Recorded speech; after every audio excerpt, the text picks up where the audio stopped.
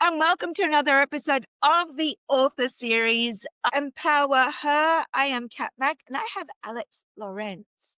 Thank you so much. And a word has it, it's super hot where you are. It is. You're in Texas and I'm in freezing Melbourne, Australia. Now, Yeah. Alex has quite a story in her chapter. She talks about, and you haven't read it, go out and grab a copy. She talks about not feeling right. She talks about not fitting in. She talks about there should be more to life, but there should be more. There should be more. And I will quote you in just a sec. But before I quote you, Alex is a counselor by trade. However, she's decided to flip the switch and is a entrepreneur for high ticket sales. So there is nothing wrong in my eyes for women for women that say, you know what, I'm going to do more for my family because I know you're a family of three children Mm. and you've decided, you know what, I'm going to increase my multiple streams of income and not just have one because we don't just need one, we need more than one. Things to fall back on just in case the thing that I'm loving, I don't love anymore. So I say there's nothing wrong with 9 to 5. However, if you can add multiple streams of income to your portfolio, as I'm sitting here trying to drum into my son, there's nothing wrong with that. So that's my little intro to Alex. Question for you. Mm. Why did you decide to write your chapter and put your pen to paper and spew forth all your stuff? You know what? I'm so excited because I never have thought of myself as the writer. My husband, he's a writer. He's full of all the words, Oh, He can wow. take a topic and like spew out a bunch of different nonsense because he just has all the big words. So that was never me. So the fact that I have done this, it's like that is like that's the reward to me. But I was inspired. Honestly, whenever I was reached out to about it, I was inspired to write it because, I felt like there was some sort of power in sharing stories, especially for women, because we often hold back on our own experiences. And I have felt this in so many other personal ways too, with like childbirth and all of the things that come after that, like postpartum. And I stopped being that way once I experienced this and started telling everybody I knew. I would just find a way to bring it up in conversation, like, hey, I don't know if we have talked about this or not, but if you're interested, my postpartum depression experience, because I just want to like erase stigma for women in so many ways. And so, yeah, I just felt like there was a huge power in sharing stories because we often think it's not important enough, or it's just like nobody wants to hear it, nobody wants to acknowledge it. But truly, when we speak our truth, that's like us giving permission to other women to do the same thing and to speak theirs. So I just wanted to create a platform where I could, put my voice out there and hopefully spark some sort of courage in somebody else who may be feeling similar. A Well, you similar, have, because when you impact one person, you've impacted the masses, is what I say. right. So, because there's a multiplier effect of people that are searching for what you have. Oh, And I'm gonna quote you. You said, "Somewhere along the way," I love that you said this, and your title is called Permission to Pivot. Love that. mhm.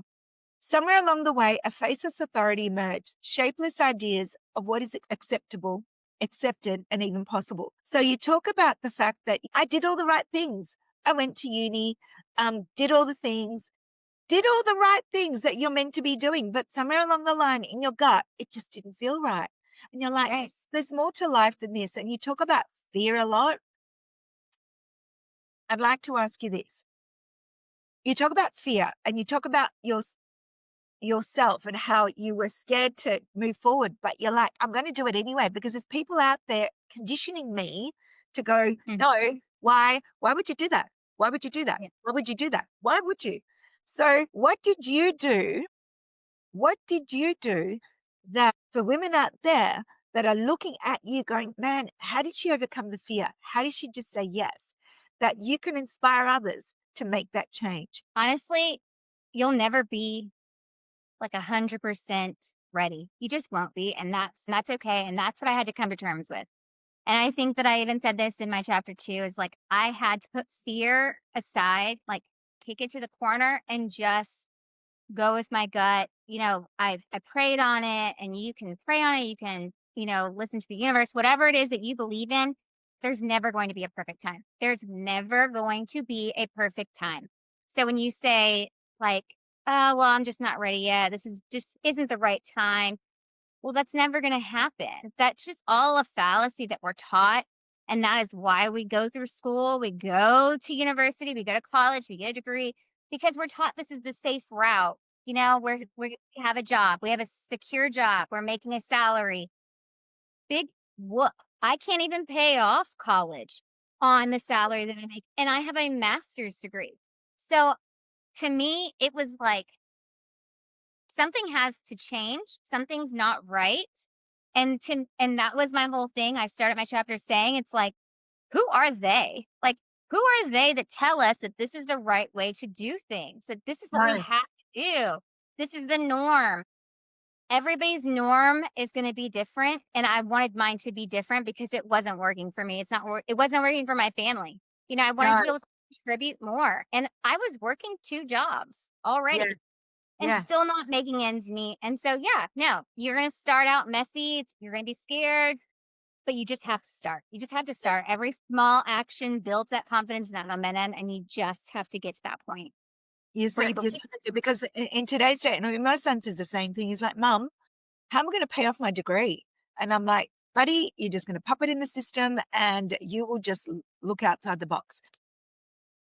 And, and the funny thing is, because you're a female entrepreneur and you run your own multiple businesses,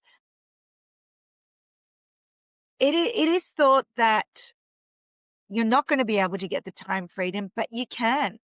Yeah, You can, because you're looking outside the box, and it's exactly what you said. Fall on your face. That fear factor, just do it yep, anyway. yeah. What is one of your greatest achievements thus far, though? I think honestly, it's just finding alignment and just like creating a life that aligns with the purpose that I feel like was my purpose. It's not about like professional success, like or even familial. Like I absolutely am so proud of my family, like the home that we have, even though our AC is not currently working in Texas. But it's just like it's a ripple effect of that, whether it's to inspire them, being my kids, to inspire like my friends, my fam, whatever it may be, uplifting women in my community or across the world, touching just this chapter. Like, if I could touch any amount of readers, that makes me so incredibly proud. But honestly, it's just the entire journey up until now that has been my greatest achievement because I could have just said, no, I'm too afraid. I don't have the means to invest in myself to be able to start my own business. I can't do that. And just, kept doing what I was already doing and living paycheck to paycheck. But I finally decided, no, like I know there is more. So, I think all of that intertwined just to get me where I'm at, is my Yeah. my greatest achievement. I love that you say that, because I think, you're setting an example not only for other women and men out there, other people out there, to be able to Yeah. go, "You know what? If she can do it, I can do it too." Yeah. But you're also subliminally, is that even does that even exist? You're in subliminal messages, you're saying it to your children that are seeing you Right. day in, day out, Yeah. doing other things. And without them realizing down the track, they're taking on your traits. And that's what I love what you're doing. Because you've got Yeah. 3 kids. 3 kids will see you and replicate you in some way, shape, or form and do what you're doing in their version. Right. That's all I wanted them to know is that there is more out there. You don't have to follow society's, you know, rule. Yeah, I Go think to you can have follow everything. 9 to 5. Yeah, you can do everything. If you want a 9 to 5 job, great. Do it all. Do it all. Yeah, If exactly. it's in your realm of capabilities and you're not going to burn out, just quietly. That's another topic. Burnout is so huge in women. Oh, yeah, absolutely. Absolutely. And you being a counselor by trade, I dare say that you see that 24/7. And I still am counseling because I do truly love my job. I'm a school counselor, but Oh, wow. I work remote 100%. So it's nice, but it can be very draining. And it's hard. And so it's nice to have something else to focus on. I don't know if I'll ever leave my counseling job because I feel like it's such like there's such a need for that. And I love to be able to impact those kids too, the same way that I want to impact other women and men. Yeah, I think your experience, because I actually wrote this down. I said your experience as a counselor gives you also the capabilities to be able to Oh yeah, understand and move that forward to another business. I think I think that's a win-win personally. yeah, When I looked at it, I'm like, winning, winning. It's part of the sales process. It's mindset, training, but yep, words, not understanding people, the mind, winning. yeah, That's what I absolutely. read. So kudos to you. So if I were to say to you, look in the younger version of yourself, 20-year-old version, look in the mirror, what would you say? Based on the experience that you have today. So, and it's really interesting because you've got 3 kids. One is you said elementary school. So my boys, third grade and kinder, and then my daughter, she's 18 months. Okay, cool. So you've Yeah, got essentially you're going to have 3 that are going to be 20 years old once very soon. So if yeah. you were to turn around and look in the mirror, what would you say one to yourself, which I dare say you'd be underlying saying to your kids as well. So what would you say to yourself? I honestly think that I would have to tell myself to stop doubting myself as much as I did, stop being afraid to take a risk because I was afraid to take risks because I'm the oldest of 4 myself, and my whole idea of life and everything, my happiness, I felt like rained on me just making my parents proud. Yeah. So I followed the steps. I went to college. I'm the only one that went to college, and Really? yeah, and then I went to grad school, and I did all of the things because I wanted to please them. And I wish that I just would have been a little bit more brave Uh-huh. and just pushed past all that and did something that I truly wanted to do. I mean, I love what I do. Don't get me wrong. Obviously, I said that. Love it. But I wish maybe I could have taken a risk a little bit earlier in life. Yeah. Not that I'm not saying that it's like too late. I'm not that old, but you know what I mean? Like, It's I don't perspective. want. Right. Like, I wish that I would have not been afraid to take up space, to ask for what I felt like I truly deserved at the time, to lean into opportunities even when I was scared. Because honestly, like, fear it's a sign of growth, on the Yeah. other side. So, I love the fact that you said, I wish I was not afraid to take up space. I love that. I absolutely love that you said that. And for all our viewers out there that are listening to that, ask yourself the question, are you afraid to take up space? Because you know what? You're worthy of taking up space because your space is important.